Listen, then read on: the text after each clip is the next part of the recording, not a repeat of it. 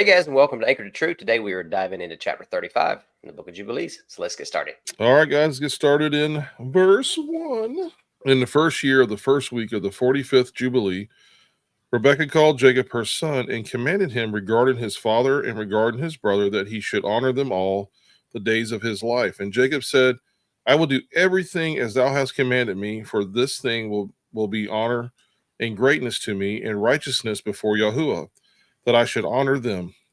And thou too, mother, knowest from the time I was born until this day all my deeds and all that is in my heart, that I always think good concerning all. And how should I do this thing which thou hast commanded me, that I should honor my father and my mother? And my brother. Tell me, mother, what perversity hast thou seen in me? And I shall turn away from it, and mercy will be upon me. And she said unto him, My son, I have not seen in thee all my days, any perverse but only upright deeds. And yet I shall tell thee the truth. My son, I shall die this year, and I shall not survive this year in my life. For I have seen in a dream the day of my death, that I should not live beyond 155 years. And behold, I have completed all the days of my life in which I am to live.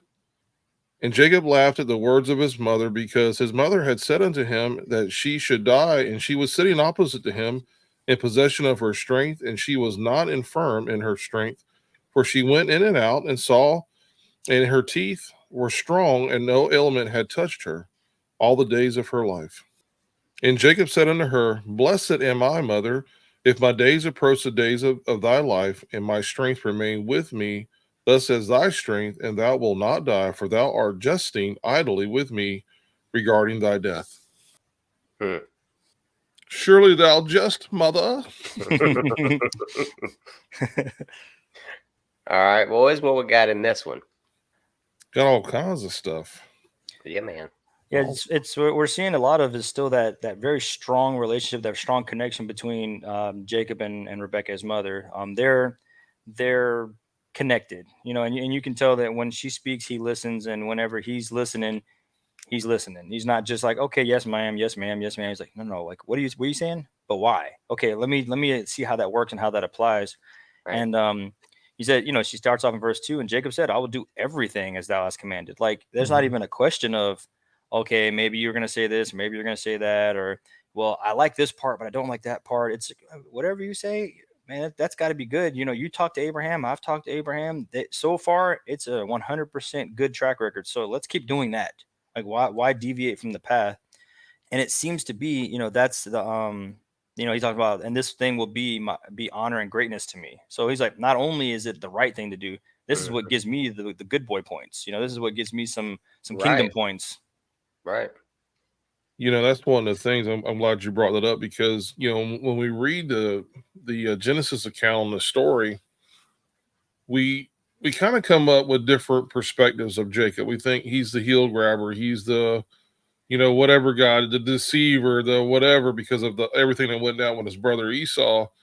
But as we read through this, you're going to see not only is he making a declaration of, hey, Mom, you see me all my life, right? Everything I've done is upright, and that I'm an upright person. But if you see something in me, this is where we see the heart of King David as well. In the Psalms, he's like, hey, Father, if you see any way that's wicked within me, let me know.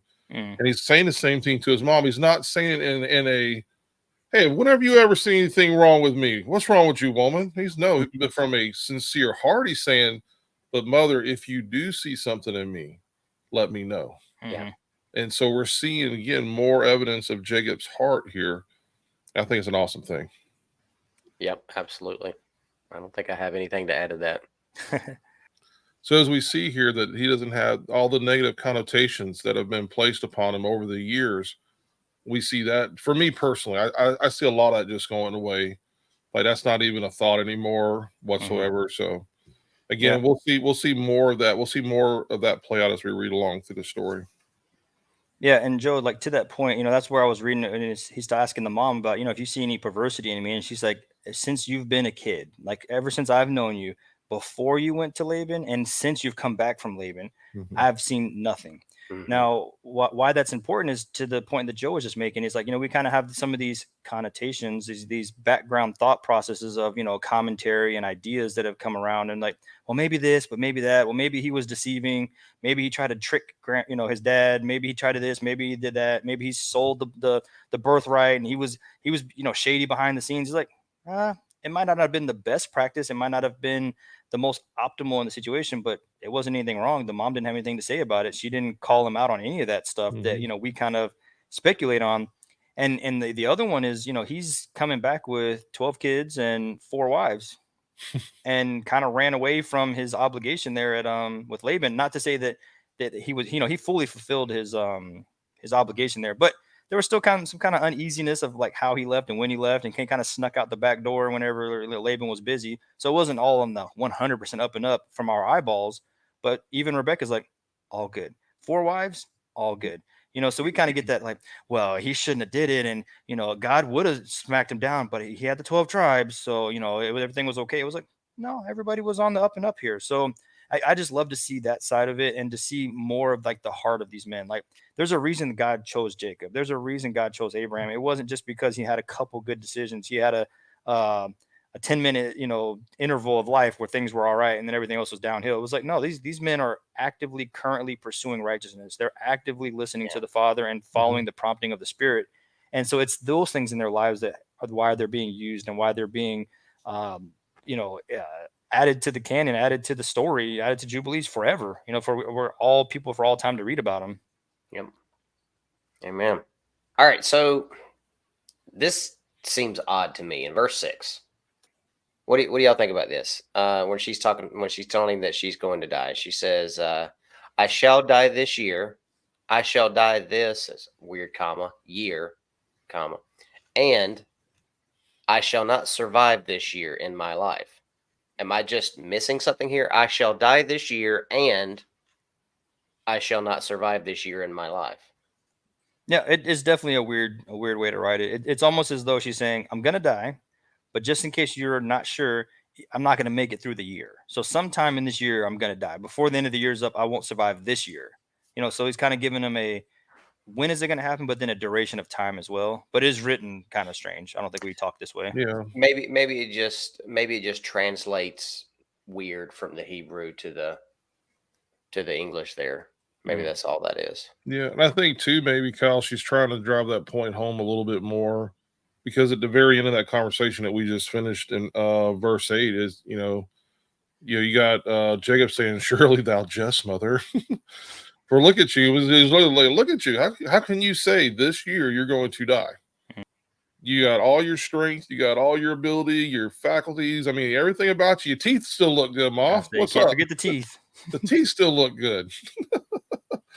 So it's kind of one of those things where I think she's like, all right, I need you to hear me. I'm being serious. And we've all had that conversation at one point or another with someone in our lives that says, man, I don't know how much longer I'm gonna make it. I had that discussion with my father where he said to me, he says, I don't know how much longer I'm gonna be here. I feel like I'm getting ready to go. And it wasn't a month after that he was gone. So sometimes we know that we know. And I was thankful that my father was starting to, my earthly father was preparing me for that. It's like, hey, son, I think my time's going to be up. And he was right. It was up within a month of him telling me that. So I didn't want to believe it, though. I really didn't want to believe that, but he was right. I did think it was interesting here also at the end of this in 6 of what she's telling him. She says, for I have seen in a dream the day of my death. That's been kind of a common thing that we've seen for various righteous men, like the uber righteous men, right?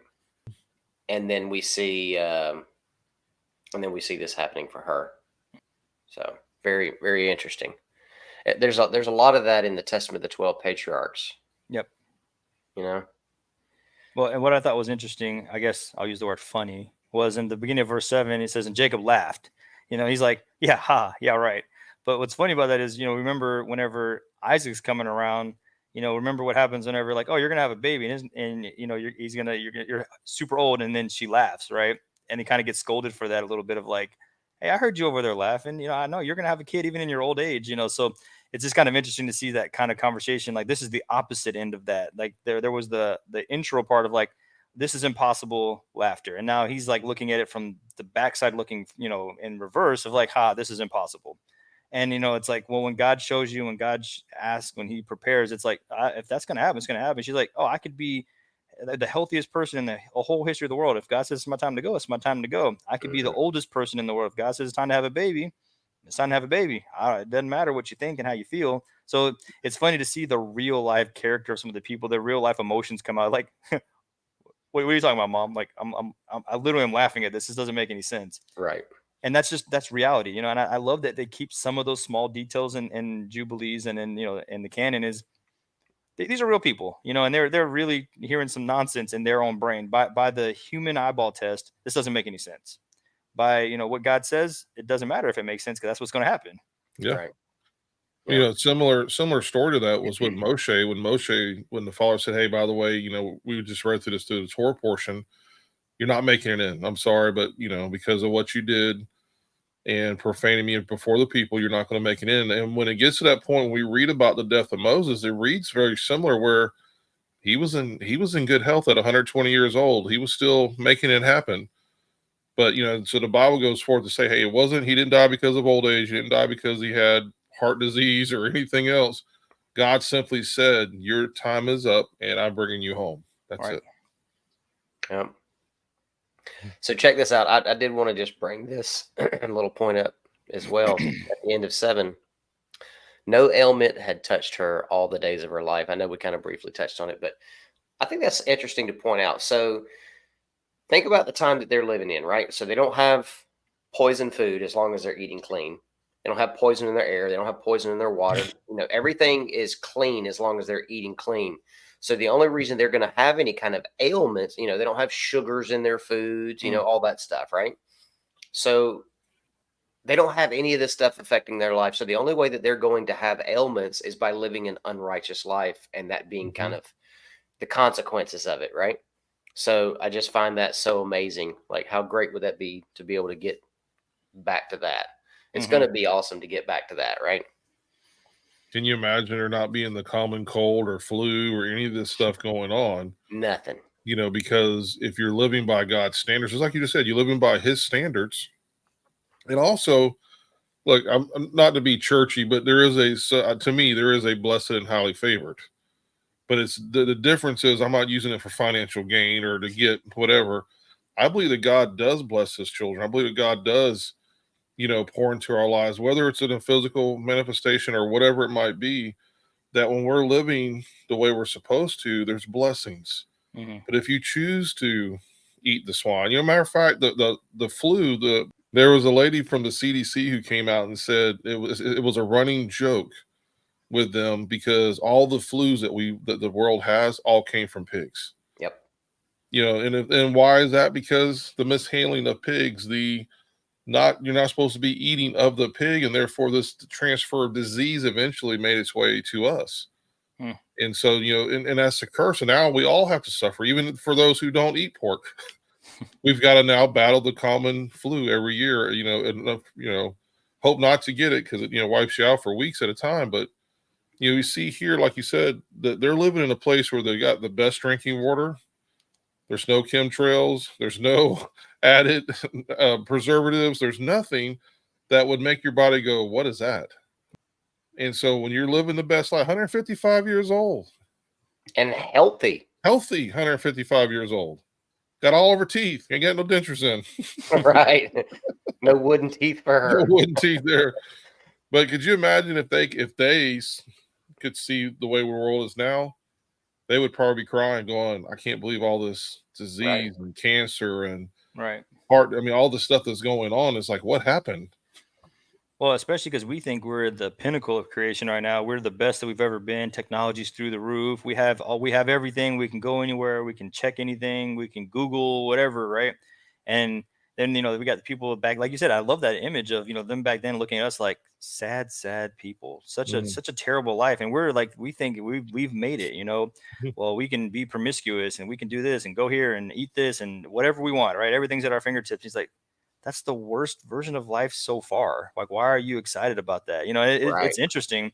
And like in verse 8, it kind of goes into that. He's like, Jacob's like, yeah, I wish I had your life. Like, I hope that by the time I get to your age, and, by the time I get around to that, like I'm healthy, and I'm kind of joking with you a little bit. He's like, yeah, it'd be great if I have your strength and I have your if I can take after you, because man, you're awesome. You're the example that I want to follow. So, it's really showing, like, even Jacob back then, who kind of got that supervision of the future, is still like, you're awesome, by the way. Like, and I can see kind of forward, and it ain't gonna get much better than this.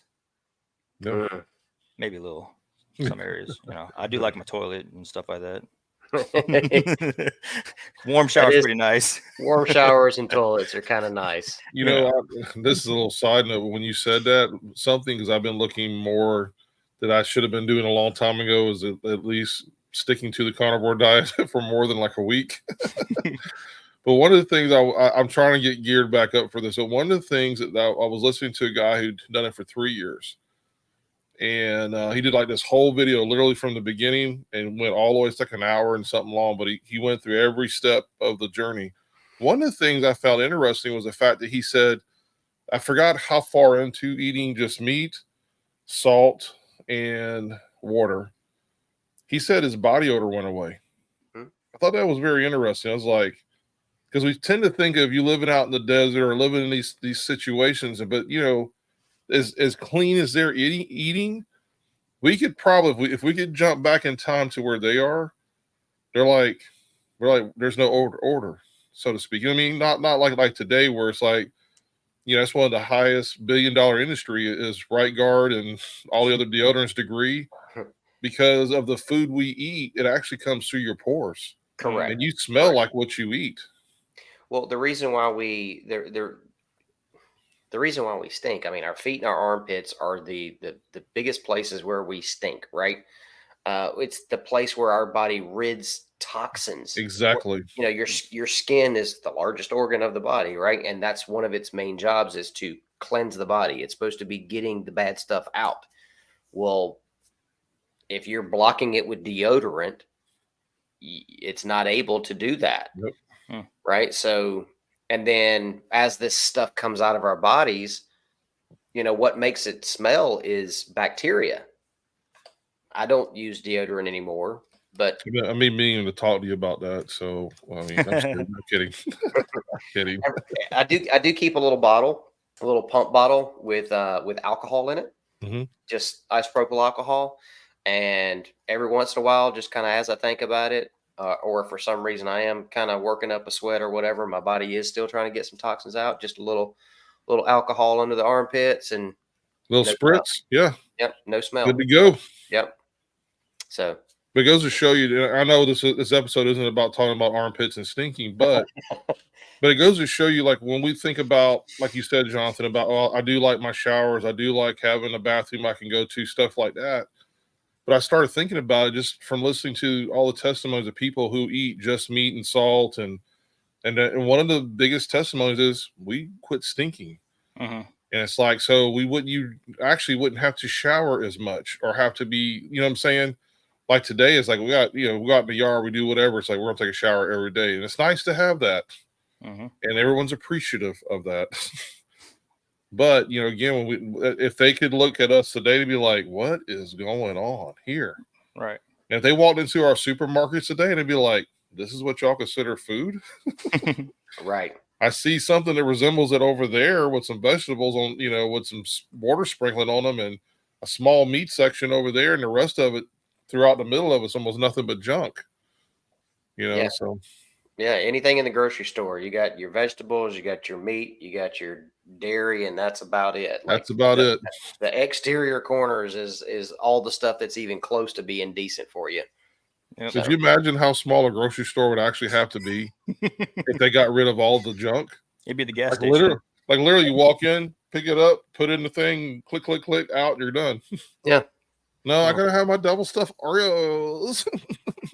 No, but Joe, to your point, and I'm not gonna push like down or negative on the carnivore diet, but any diet that's just cutting out all the stuff, right? So if because I've heard the same thing with people that have done like an all vegetable diet or like a Gerson style diet, is they're like, yeah, I don't smell anymore, because you've just cut out all the impurities that you're eating through the Twinkies and the Cheez-Its and the Oreos and the breads and the pizzas and the Dominoes, and the list goes on forever. And so you cut that stuff out, and your body's like, oh, I can handle what's coming in now. I can appropriately digest what needs to be digested, excrete what needs to be excreted, keep what needs to be kept, and everything just works the way it's supposed to. So any diet where you're just cutting out the junk, you're going to start to see acne go away. You're smelling better, your breath is better, like just everything. Your whole body's running at a more optimal state. And I thought it was funny because I was reading through recently 2 Corinthians. So 2 Corinthians 2:15 says, out of the ESV, for we are the aroma of Christ to God among those who are being saved and among those who are perishing. And, we talked about all the time where, read through Jubilees about a sweet savor unto the Lord and our different sacrifices and burnt offerings.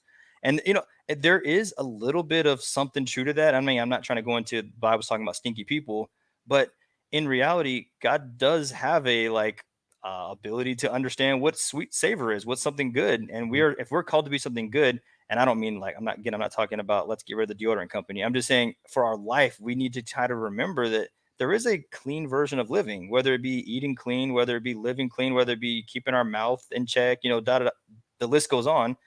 There's some truth to that, and then if we're to be a good aroma of Christ, well, do what he did, live how he lived. And, hey, we're talking about smells. I'm trying to segue this into something else. But, if there is a sweet aroma and there is that savor, there is that incense that's being raised with our prayers, there is a lifestyle that's different than ours today that God accepts. And unfortunately, we're kind of putting ourselves constantly behind the curve, shooting ourselves in both feet and then trying to run the race. Yeah. And it just makes it hard, not that you can't, you'll get there eventually, but hey, go run like these guys. These guys are like, hey, I did everything. They're checking every box. We're just checking 3 and, calling it a day. Okay. Now that we've had our lesson today, are you guys ready to get back in that? Start on 9? No, my lord, he stinketh. I was gonna make it funny and say, if parts of the Bible written today says, and you shall know them because they love one another, Lord. No, because they stinketh. Oh. Those are my people over there. Yeah. There's no degree of deodorant that can fix that. I like what you did there. Joe, get us going, brother. All right. Verse 9. It says, and she went to Isaac and said unto him, one petition I make unto thee, make Esau swear that he will not injure Jacob, nor pursue him with enmity. For thou knowest Esau's thoughts, and that they are perverse from his youth, and there is no goodness in him. For he desireth day after thy death to kill him. And thou knowest all that he has done since the day Jacob his brother went to Haran until this day, how he has forsaken us with his whole heart, and has done evil to us. Thy flocks he hath taken to himself, and carried off all thy possessions from before thy face. And when we implored and besought him for what was our own, he did as a man who was taking pity on us. And he is bitter against thee, because thou didst bless Jacob thy perfect and upright son. For there is no evil, but only goodness in him. And since he came from Haran, unto this day he hath not robbed us of aught. For he bringeth us everything in its season always, and rejoice with all his heart when we take at his hands, and he blesses us, and has not parted from us since he came from Haran until this day, and he remaineth with us continuously at home, honoring us. Okay. So how about verse 9? She's talking to Isaac, and she says, one petition I make unto thee, make Esau swear that he will not injure Jacob, nor pursue him with enmity. Mm-hmm.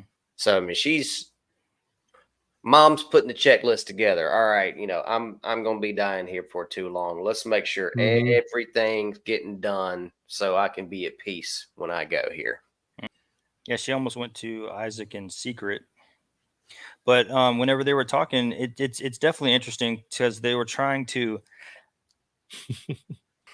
go for it, bro. Because she already knew, and she was trying to preempt some conversations. So she already knew, she said, hey, even though Esau's thoughts that are perverse, she's like, hey, I know. I just talked to Jacob. He has no perversity. And so she uses the same word. So there's a set standard she's using for both kids. Mm-hmm. It says whatever's perversity, whatever is outside of what's normal and correct. And she's like, Jacob's living inside of normal and correct. Esau's living outside of normal and correct. And it says that, he's doing this with his whole heart. This is a full blown thing. This isn't like a, he's got his bad moments. He's a hothead from time to time. You got to give him some space. He's like, no, this is just a bad guy, and he's our kid, unfortunately, fortunately, however you want to see it. But we have to deal with this. We have to address it appropriately as parents, even though they're 70, 80, 90, they're getting up there. Jacob was gone for a while and he was already 60 before he left. So these men are grown men, and she's still talking to him like little kids almost. Like, all right, Jacob, you do the right thing. Okay, Esau, stop being a dum-dum. No, you can't hurt your brother. Right. But you can see how much she cares and how much she understood the dream, the vision, the conversations with Abraham. She was like, this has to happen.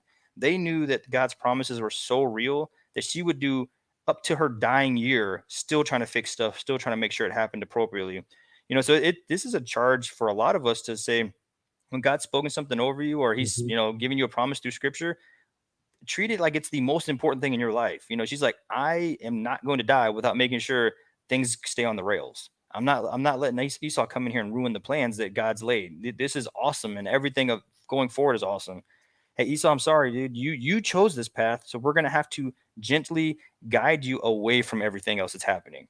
And while we're doing that, it's gonna cause some issues. She kind of already knows, but she's like, look how you've been treating us. You give us the leftovers. You're bitter. You took all the land. You took all the cattle, and you just give us stuff like you have pity. Here, take the one cow and survive. And they're like, that's it. We're the richest family in the world right now. What do you mean one cow? And then Jacob shows up. He's like, here, have all this. I'll bring you all the fresh and the first and the best. And what else do you need? You want a back massage? You want a new brush that I found? I just invented it because it's never happened before. He's really taking care of them, and she can see that. The whole family notices. I knew there was a deodorant joke coming in there. I was just waiting for it. Here's another thing too. Don't leave me hanging, bro. You don't leave me. I might fit another one in there. In verse 10, when it talks about, and when she's talking to Isaac, she's like, and thou knowest all that he has done since the day Jacob his brother went to Haran until this day. So what we're seeing here, she's giving us, because if you ever wonder, like, well, so what did Esau do? Father, don't thou have a blessing for me? I did. No, son, it's all gone. Sorry. So what we're seeing is Esau's been showing us behind for a really long time. That he has not been honoring his mother and father whatsoever, and that he's just been doing basically whatever he wants to. And maybe for Isaac, maybe it's out of the kindness of his heart, or maybe because he's getting old and he's like, you know what? It's like, I couldn't give you anything, but maybe this is why part of this is happening, where it's like, maybe it's that parental guilt here. Where he's like, okay, well, just, whatever you want, just take it. I don't know. I'm speculating on this, but it's not a good look, because with Jacob's like basically at the beginning of the story saying, Mom, I'm going to do these things because it's going to bring you honor. It's a thing that's going to bring me honor. It's going to bring you honor. This is a good thing. I want to honor my mother and father. So you're seeing his heart, and then from his mother's mouth, hey, no perverse thing ever your whole life. We get to Esau, totally different story. She's like, look, from his youth. And she says that in verse 9. She says, says, for thou knowest Esau's thoughts. You had that one highlighted a minute ago. I don't know if you still do or not, but it says, thou knowest Esau's thoughts, that they are perverse from his youth. So Mama's saying, hey, look, you've been a bad seed.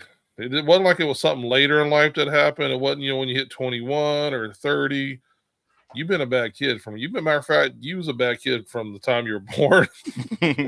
And there is no goodness in him. And there is no good. That's hard when it's coming from your mama.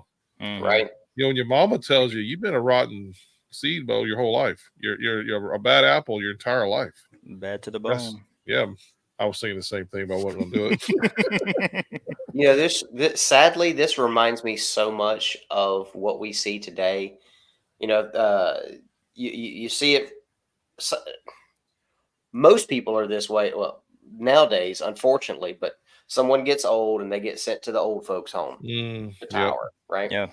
And usually none of the children are worth a flip nowadays. However, occasionally you'll see, you know, the one child that goes off and does their thing, doesn't ever visit, doesn't come see them, doesn't bring them anything, nothing, right? And then you got the other child that is there all the time, taking care of them, wanting to make sure that they're good, you know, whatever they can do. And then when the parents do die, the one that was never there all of a sudden is there to find out what, you know, what do I get? It What wants do I get? everything. Yeah. It's all about them, right? It's never about, you know, let me take care of you in your old age because you took care of me in my young age. Right. It's the same thing we see today. It's sad, very sad. Very sad. Got a lot of Esau's out there. Yes. And the wording in there is interesting because it's, you know, he switches talking to Jacob there in 12, and it says, you know, and unto this day he hath not robbed us. You know, so pretty much what she's saying is Esau has been robbing us. You know, she's not coming out and saying it directly, but indirectly he hasn't, aka he has. And so that's even a tough spot. Like, since I'm not going to get the blessing, I'm just going to take it. I'm going to take what I want. As same with his wives. He's like, oh, I'm not going to take the time to go to Laban and work for 7 years. I'm going to go take actually, I'm going to take 2 wives, whichever ones I want, because that's what I want to do. And, you know, he's saying, I live by my rules and my standards. And if you're not going to give it to me, I'm going to take it. So now he's literally stealing, you know, blessings, stealing the provisions from his own flesh and blood, his own family. And, you know, it talks about Jacob bringing everything in season. So, I mean, that's, you know, that's the vegetables, the meat, you know, whatever they're supposed to have at that time. Like we were talking about earlier, you know, the correct things to eat. He brought it all in season. You know, he didn't bring them. You know, he made sure to bring them new spice, not old spice. You know, there's just a lot of interesting details in there. that got to you know, to a degree, I agree with everything you're saying, Jonathan. We've already used that one. Yeah, I already used that one. That's all right. Just axe that. All right. So yeah, if you axe that one, we'll be all right. You know, when they, you know, well, actually, what I want to do is talk about how arid it is there where they live at and dry. All right, now you're just brute forcing it. But yeah, so, you know, it said, it goes into where, you know, in verse 12, and he was bitter against thee because thou didst bless Jacob. So it's saying why, you know, he's angry because he didn't get the blessing, you know, and so he's spoiled, you know, on top of being angry, on top of being make your own rules, do what you want. He's also bitter. You know, you're like, so, well, brother got it and I didn't. So now I'm just going to go, I'm going to be even worse. Like, instead of learning your lesson and saying, you know, maybe I need to go take a chill pill, a timeout. I need to go live in my own land. You know, I'm going to go take Mesopotamia, or I'm going to go somewhere else, you know, and just go live my own life. He's like, no, I'm just going to take your stuff and then stay around and be a nuisance for the rest of your adult life, all the way through my brother's life, even though he finally came back with all his blessings. Cause, you know, when Esau first starts off, hey, brother, I got 2 wives. You got none. Who's getting the blessing now? Jacob shows back up. I got 4. Talk to me. I got 12 kids. I got all the sheep and the goats. I'm bringing mom and dad something to eat every week. So what do you got to say? You know, and now all of a sudden it's like, I'm offended. You know, like, are you kidding me, dude? Like, you did wrong. And now you're on the back end. And again, what does the Bible tell us? The head, not the tail. Esau turned into the tail pretty quick because he didn't do what was right. God's like, I'll bless right and I won't bless wrong. And you'll see it physically and tangibly. So it makes me think about this, you know, when he shows up, when he comes back, right? When Jacob comes back, he's concerned about Esau attacking him, right? So he sends ahead of the group, another group with a bunch of sheep and, you know, all the stuff, right? And he was going to give it to Esau as a gift. And Esau's like, no, I'm good, man. I appreciate it, but no, I'm good. Yeah. It's just interesting seeing how we went from that to this, and what was that really? Was that a false sense of security? You know, what was going on there? You know. Well, remember it said, like, hey, I live in houses, you live in tents, you poor people. You know, like, he was bragging. Yeah. Yeah, you sojourners, you don't even have a establishment yet. I don't need your stuff. You keep it. And then you turn around, you're like, oh, you only brought 2 of the kids. Oh, there's a lot more stuff going on. Oh, I'm losing. So this boils down to pride then. Yes. Yeah. A lot of it. Yeah. 100%. Okay. Well, you know, we talked about in the previous episodes about that blessing. I'm trying to remember how we talked about. We talked about the priesthood, and we talked about getting the blessing of, like, being the oldest, I guess, so to speak, and how we said there was 2 different lines of thought on that, or we were looking at that. Mhm. and how Jacob could have kept the priestly part of that. That's what I think he was being already brought up to do anyway, because of his, say, I've been righteous my entire life. So he's within the tents learning about the God of Abraham, Isaac, and Jacob. He's learning all this. There's no way he's just being good from his own heart. He's being taught these are the ways of our forefathers, and this is the way that we should go. And he's walking that out. With Esau was a man of the field, a man of battle, a man of whatever, whose heart was continuously against anything to do with righteousness.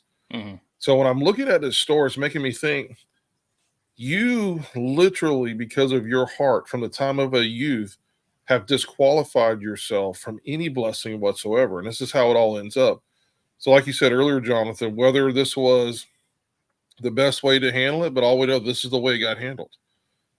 And that not only did you sell your birthright, but you also had the blessing taken away from you.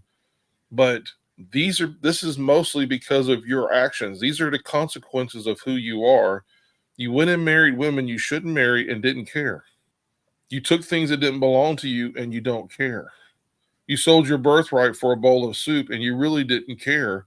All you really wanted was the financial gain at the end. You didn't care about the priesthood. You didn't care about carrying on the name. It seems like you really didn't care about the God of Abraham, Isaac, of your forefathers. You just mostly cared about yourself. And so that when this other part of that blessing was to come, which was mostly just a financial blessing, it wasn't a blessing of the priesthood, you completely disqualified yourself from all of it. Mhm. And God's like, that portion of which should have been probably yours by birthright, I'm now taking that away from you and giving it to Jacob. Not only is Jacob going to be my high priest, but he's also going to be blessed with all the cattle, with all the sheep, with all the 4 wives, and also the blessing of the tribes of Israel coming through his lineage. So for you, you get nothing at all. And that's it. When he shows up with Isaac, he's like, Father, don't you have at least one? Don't you have something? And he says, I don't. And by the way, when he tells him after that, none of that's good either. You're going to be a servant to your brother. All these things that's going to happen. Basically, you've made your bed now, son, and now you've got to lie in it.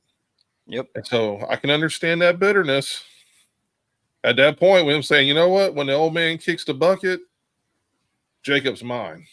But at least he honored his dad enough in that. I would say that at least he honored his father enough not to try to go after his brother and kill him till after the father died. But nonetheless, we know that's still going to happen because the mom's having a conversation with dad saying, hey, remember what he said. Right. He's waiting for you to die so he can go kill his brother. So I need you to talk to him. This is mom being mom right now. She's coming in trying to, hey, let's keep the peace. Mm-hmm. Yeah. I wonder too, Joe, to that point is that partially why the timeline plays out the way it does? With like Jacob is sent away and Jacob, gets an opportunity to have the full establishment. And, it's like Isaac's like, all right, hey, remember I was old and couldn't see and couldn't figure anything out. But all of a sudden now I'm going to stick around long enough to make sure you get all your wives, all your kids, all your land, all your everything. So then, I wonder if there was like I don't want to say an extension of life, but there was like how she's saying, as long as you're here, everything's going to be peaceful. So I need you to stay around a little bit longer. Hey, we need to limp this guy along. Like I wonder if there truly was some old age issue, in some of the story, and it was like it was a necessity to make sure that everything went on without a hitch. That Isaac stayed around as long as possible, because otherwise, if he shows up halfway through the story, Jacob's got his first wife, and he's like 7 years in there. He's up there trying to attack with the whole army. He's like, what? You know what I mean? So it is interesting to kind of even parallel that thought with what's going on of like, yeah, that he did stay around for a long time, and that did give Jacob a chance to really get rooted into what's going on. Absolutely. We got to remember too, the boys of the 12 tribes, They the real deal. I mean, they just took, we just read about them in the last chapter. They just took on a big army and won, Right. And they were missing at least the 2 younger sons, Jacob and Benjamin wasn't there. I mean, Joseph and Benjamin wasn't there, right? So yeah. So they about their business, So maybe Esau's stepping back, going, maybe I don't want to mess with them quite yet. Exactly. They're gonna take up for daddy. Yeah, they lived on the southern side of Bethlehem. They were like, they wasn't playing. Exactly. Exactly. All right, guys, let's pick it back up in verse 13. And Isaac said unto her, I too know and see the deeds of Jacob, who is with us, and how that with all his heart he honoreth us. But I love Esau formerly more than Jacob, because he was the firstborn. But now I love Jacob more than Esau, for he has done manifold evil deeds, and there is no righteousness in him, for all his ways are unrighteous and violence, and there is no righteousness around him. And now my heart is troubled because of all his deeds, and neither he nor his seed is to be saved, for they are those who will be destroyed from the earth, and who will be rooted out from under heaven. For he has forsaken the Elohim of Abraham, and has gone after his wives, and after their uncleanness, and after their error, and he and his children. And thou doest bid me make him swear that he will not slay Jacob his brother, even if he swear he will not abide by his oath, and he will not do good, but evil only. But if he desire to slay Jacob his brother, unto Jacob's hands will he be given, and he will not escape from his hands, for he will descend into his hands. And fear thou not on account of Jacob, for the guardian of Jacob is great and powerful and honored, and praised more than the guardian of Esau. That's interesting there. Yes, it is. So starting out in 13, it's an interesting shift in Isaac. It's like, I'm not gonna say he finally got it, but he kind of finally got it. He's like, all right, Yeah. I formerly loved Esau more. So that he's already letting off up front. This was my old ways of thinking. This was my old man thoughts. Now I'm in team Jacob, and I'm understanding that, yeah, I see what righteousness is. I see the result of righteousness. It's hard to see up front. 2 wives, living your own life, being a man, you're a man of war, a man of the field. That all looks great.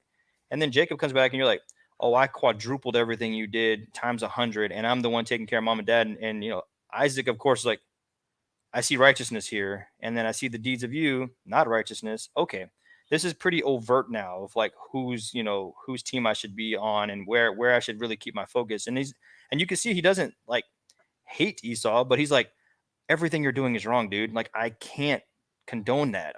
I want to give you the high five, but every time I have to scold you, like I get the principal's calling me every single day. I can't give you a pizza party. I just can't. I want to, but I can't. And so it's just an interesting, shift in dynamic of how it played out.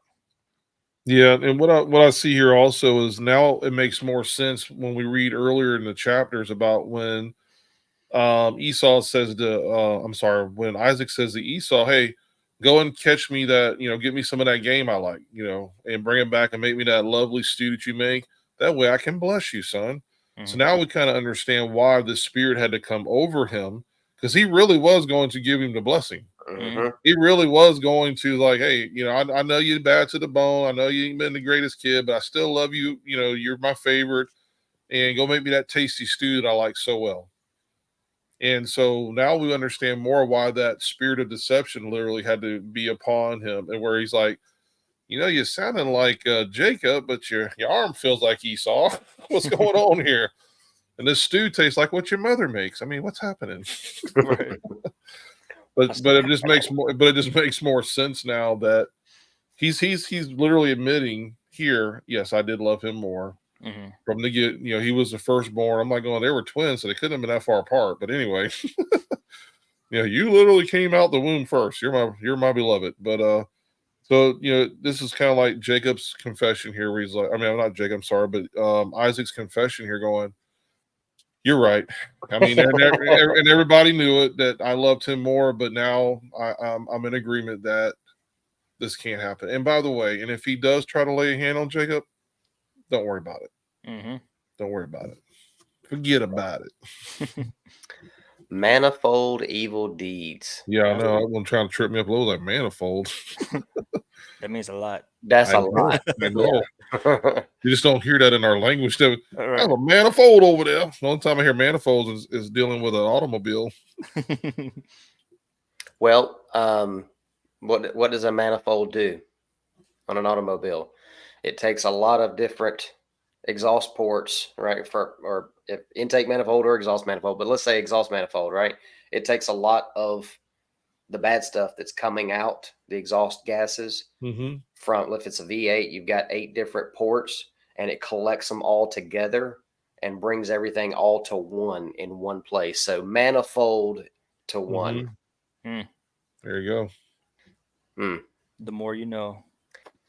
How about this? Neither he nor his seed is to be saved. How about that? Knowing that, man, you just know they've had, like, if they know this about him, right? And you know they've had some sit down moments. Come here, son. We got to talk, man. Let me tell you, Right. you're messing up here, dude. You know we don't hear about those conversations, but you know they had to happen, Oh, absolutely. right? Father to son. You know, listen, boy, you're doing wrong. You know you're doing wrong. You know this is going to go poorly for you. What are you doing? Just not listening. Well, and you can tell those conversations are being had, even if they're just in, pillow talk with mom and dad, because in the beginning of 14, it says, now my heart is troubled because of all these deeds. Like, man, this is bothering me. Like, this is a lot. Like, I don't even, like, if you were just bad, then just go be bad. But this is messing with home. This is in my face every day. I got to protect mom. You're coming here stealing behind our back. It's like you watch those movies of the kid who's on illicit items, and he's stealing from mom and dad. He's always coming around. They bail him out 300 times because they love him. They want the best for him. But eventually you're like, if you could just not be here, we could go back to having peace. And Isaac's like, it's not peaceful when you're around. And when Jacob shows up, it's like, oh, we get to move back in and we get to have our stuff and we can kind of just go back to normalcy, and the fact that he does say, oh, if they get into a squabble, Jacob's his own man. Don't go around thinking he's the wimpy kid. The if those who are for us, they're better, stronger than those who are against us. He's like, this guy, he's got it. It doesn't matter if he was 106 pounds. He's winning because that's how this plan works out. I've talked to Abraham. I've talked to Rebecca. I've talked to Jacob. These guys knows what's going on. These guys have the future. These guys have the blessing into the future. Esau's name's not written down on any of these visions that they're having anywhere. So he's like, I guess I was wrong. But you know what? It troubles me because this is a problem. And I love the conversation here, Jonathan. Like you said, the husband and wife here. You see that Isaac still got his faculties here. He's still sharp. He's not, because one of the things he says in here to his wife to comfort her was, by the way, even if he swears to me he won't do this, we both know, right? He is not going to keep that promise. He will not abide by his oath. Yep. So. But on top of that, I think this is where that husbandly love comes in, and that being the patriarch and all that stuff. He's like, but hun, let me just tell you this. Don't worry about Jacob. I know you've been worried about him since he's been gone for over 20 years, and you're happy. We're both happy that he's here, but it's not time to start worrying now. And I'm sure she shared with her husband as well, hey, I'm not going to be here that much longer. And so he's like, just to put your mind at ease, just know this. And Kyle, if you could bring that back up on 17. It says, and fear not thou on account of Jacob, for the guardian of Jacob is great and powerful and honored and praised more than the guardian of Esau. What do you guys think what do you think this is entailing right here? The guardian. I kind of wonder if this is where we get the idea of a guardian angel from. It does give a reference over here on the side. It says bracketed words, references 36:9, Jubilees 36:9, which we haven't got to yet, but the guardian angel, and then Matthew, Acts, and Hebrews, there's some references there as well. So I don't know. Well, I want to say, and again, maybe it's just my left field thinking here, so I'm going to try to take Kyle's spot, is that, this is really taking a page out of the spiritual battle book. And he's saying, hey, the guys that are with Jacob, the things that are causing this positive biblical narrative to go forward, those are the real guys. Because it tells us earlier that Esau was going after the ways of his wives and the ways of those people. So essentially, he left the faith, he left the religion.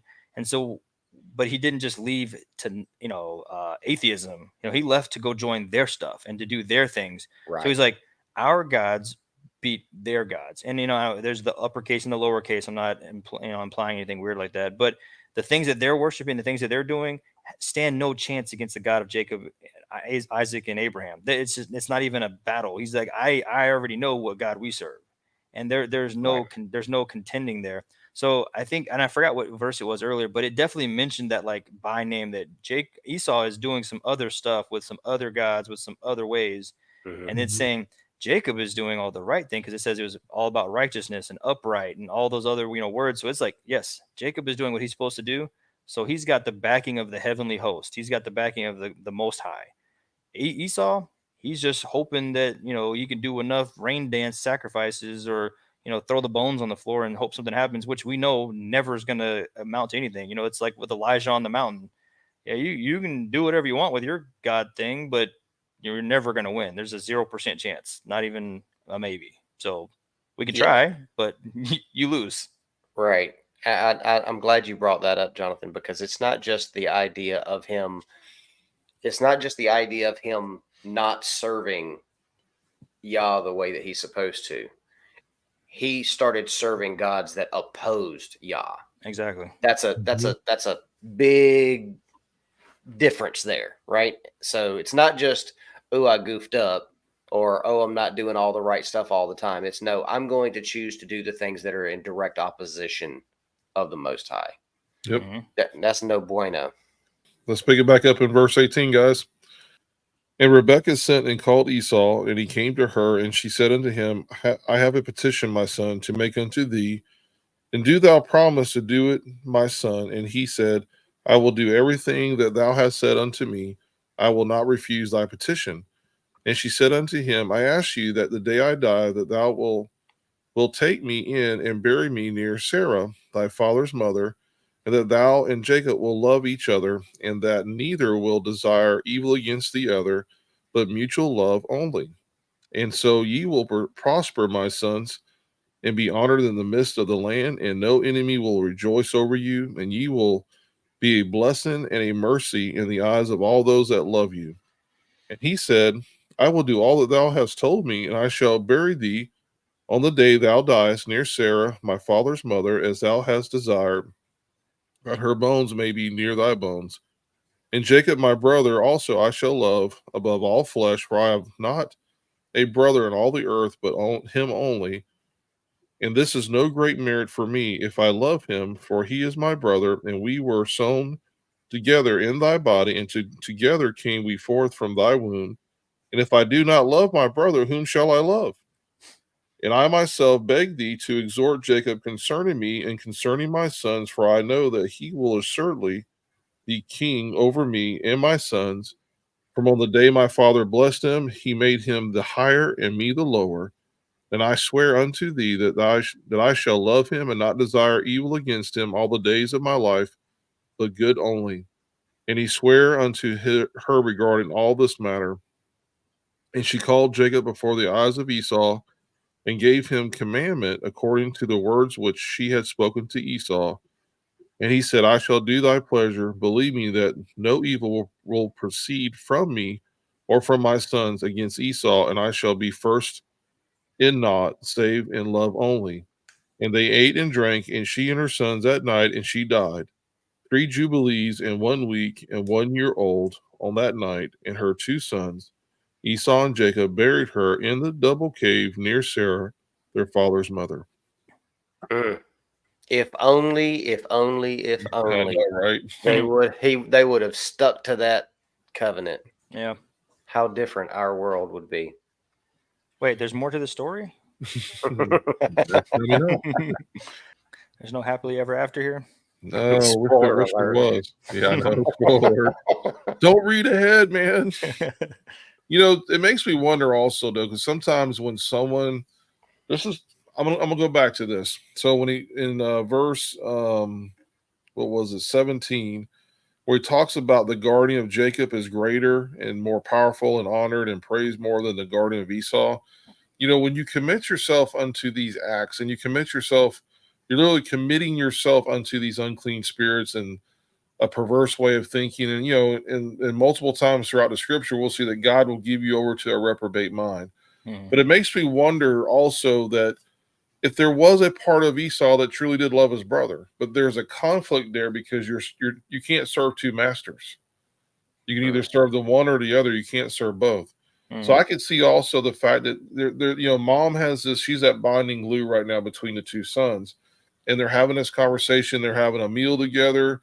They both swore that the kids aren't going to fight. We're not going to fight. We're not going to even have evil thoughts towards one another. And it makes me wonder if Esau truly in his heart was trying to do this, but because you got to choose a master to serve. Mhm. If you're going to continue to serve this one over here, and that's where your thoughts are going to be taken. That's where your heart's going to be taken. That's where bad things come from. What do you guys think about that?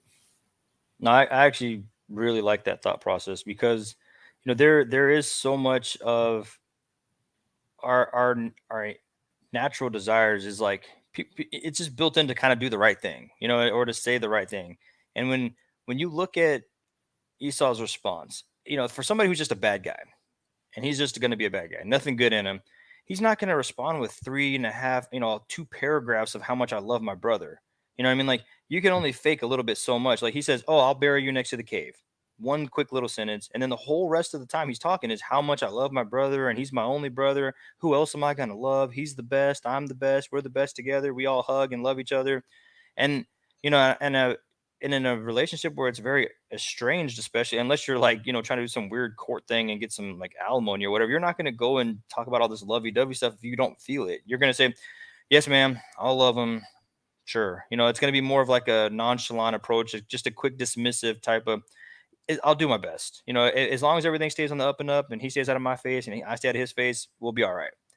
He really goes into it, and I wonder if he's like, because we noticed that earlier too, as we're reading about Esau, every time he comes back home, it seems like he gets a full reset. He's like, "Oh, I'm back home. I'm helping mom and dad. We're getting the blessing from Abraham. This, and that. All the kids are here. Everything's kind of good and up and up." And then as soon as he leaves, crazy and bad again. Um, so it just kind of makes you wonder if like there is some shred of hope there, and there's a reason that Isaac kind of stayed around longer than he probably should have. But he's like, maybe there is, and he can say the right thing, but man, he doesn't do the right thing. And so then I think that's the other side of it is he just a good sweet talker? He says what he needs to say to get what he wants to get. And we know people in our lives like that. They will do Yeah. whatever it takes to get what they want. Yeah. Is he just trying to really sell it? Yeah. Right. So that's the hard part. You don't know his heart. Yeah, Right. I'd like to think that there's that conflict, that internal conflict Yeah. there. I could see that for sure. But he really did go on and on. I was like, man, for Esau, I didn't expect him to, like I said, I haven't read ahead on this chapter, and he really laid it on about how much he loves his brother. I said, that's a lot for if it's not Drew. Well, when we go to the Genesis account of the story, when they meet up with one another after Jacob spent the night in the ditch with the angel and wrestled all night, and then they do meet up, and it says that when Esau came up to him, he kissed him on the neck. And some people will say that was whatever, but but if Esau truly wanted to kill him, then why didn't he? I forgot, would he show up with like 400 guys or something like that? 200 or 400. He literally had he had his boys with him. He's like, okay, because I don't think he knew what to expect either. He knew brother was on the way. I have no idea what he has. I don't know how he's showing up. What if he doesn't like? It's one of those things. Like, what if he's coming to kill me? I need to be prepared. But all of a sudden, it's like when they see each other, there's this moment of an embrace, a kiss on the neck, all that stuff.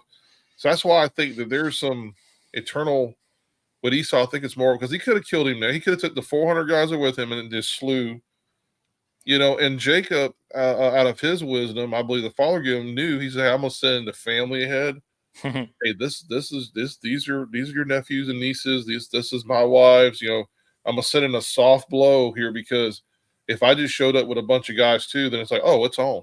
You came to kill me. No, I didn't come to kill you. I want you to see this is my family. This is part of your family, and I'm not here to fight you." And I think that helped that whole thing come together when they met, and just But anyway, again, I think I would like to have some hope there that Esau was trying, that he wasn't the master manipulator here trying to. I'll just tell mom whatever she wants to hear, but your butt's still mine, boy.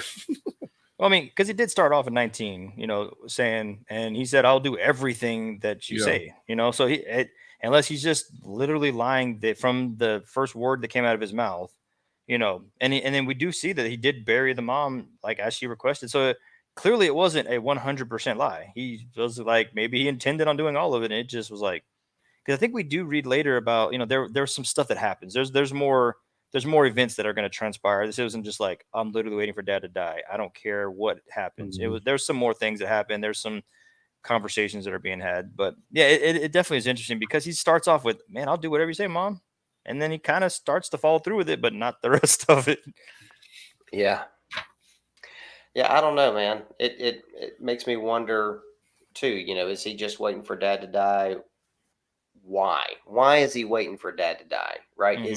Is this just is it because he respects dad and knows that dad is a mighty man of God and he could petition the Most High to get him, you know, possibly? Mhm. Does he maybe not have that same understanding or respect about Jacob, that Jacob has that as well? Does he not know? I don't know. Well, and we Is got he to just think not too. getting it? There's a little part of it, you know, when we talk about blessing and the inheritance, you inherit only after dad dies. So, you know, Esau kills Jacob, he True. still gets nothing. You know what I mean? There's no result yet. But in the scenario of, you know, we talk about later with Moses and how do you pass on the inheritance of the families, and if you give it to the brother, then the brother of the brother, then the, you know, and you go all down the line. Well, if there is no other person left, then it does go to Esau. But if he kills Jacob, it still stays with the dad. And then some more things can happen, right? But if dad's gone and now I kill Jacob, I'm the only one left because, you know, he's like, I am the only brother. It's just me and you. So there, I think that if there is an evil intent behind it, it definitely could be a purposeful, let me play the scenario out to where I get what I want still. Mm-hmm. And if I kill him now, then dad might give the blessing to Ichabod, you know, random dude down the street and just cut me out altogether. You know what I mean? Or he might sell it all before he dies just to make sure I don't get it. Where he's like, Or oh, let Jacob get all of it, then I can steal it. or one of Jacob's children.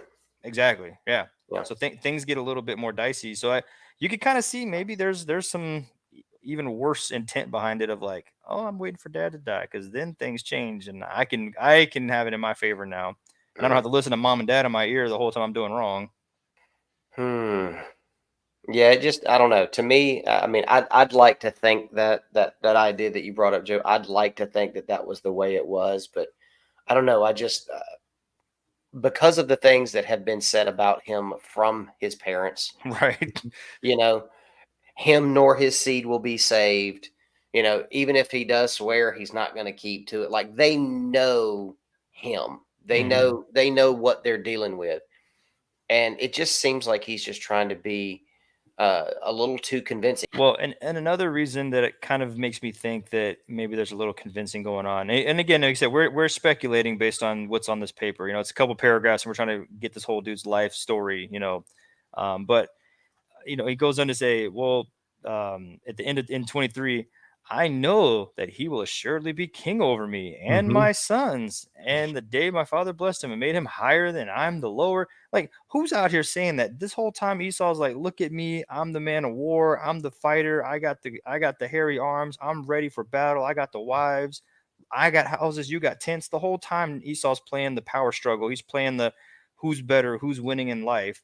And all of a sudden, no, my brother Jacob's the king and I'm just the guy, and he's going to be the top and I'm going to be the lower. This is just that's just started to get a little bit. I'm like, I don't know. He definitely sounds like he's squeezing the lemon a little too hard here. Like he's trying to get every bit of juice out of this story. I'm like, hey, that's a lot. Yeah, it's almost like he's trying to put a little bit of this, you know, on Jacob, like Jacob might do something to him. And Yeah. I myself, I beg thee to exhort Jacob concerning me and concerning my sons, Hmm. for I know that he will assuredly be king over me and my sons. Right? Right. Like you need to be looking out for me just as much as you're looking out for him. Right. Make sure he You know? does nicely again with You me. think it might be Right. one of those wink wink things where he's like in 23 says, and I myself beg thee to exhort Jacob concerning me Right. and my sons, for I know that he will assuredly be king over me and my sons. For on the day my father blessed him, he made him higher and me the lower. Then 24 is kind of like kicker. So I get I can see both sides, because when you read 24, Kyle, it's like, and I swear, I swear, unto thee I shall love him with all my heart, that I will be his humble servant until the very end, and not desire any evil against him all the days of my life, but only good, mother, I swear. Yeah, that's so far fetched against So what was just said in the last bit. It's a hard sell, man. He's like, Yeah. I mean, it's literally the complete opposite of what was just written about him like Right. 12 sentences ago. Right. I would love to have seen his mother's face though while he was saying this. Was this the first eye roll? Yeah, I know, right? Oh, okay. Oh, really? Tell me again how you captured all the cities of the world. So I'd still like to think though there was some goodness in this man and all, but Right. I would like to, but Well, there may not have been some good in that whole conversation, but as in 27 it says, and they ate and drank, and then she died, and they buried her. So whether there was some good in his heart, there was some good in his actions here. This was a temporary moment of family bliss, and it was a temporary moment of, hey, we need to come together and take care of mom, regardless of our differences, regardless of me being completely off the rails and you taking care of business and all the wrong that I've done, all the right that you've done, regardless of all that. For this temporary moment, let's have a meal. Let's take care of mom.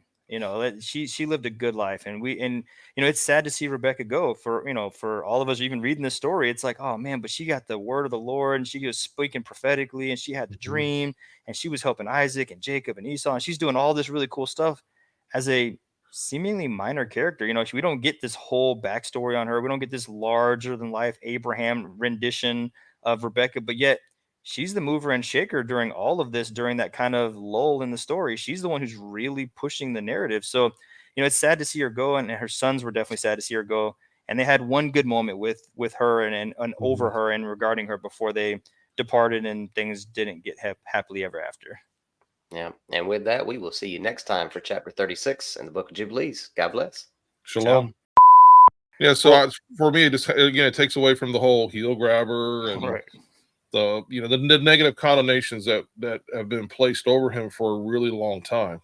He's smiling, but negative connotations.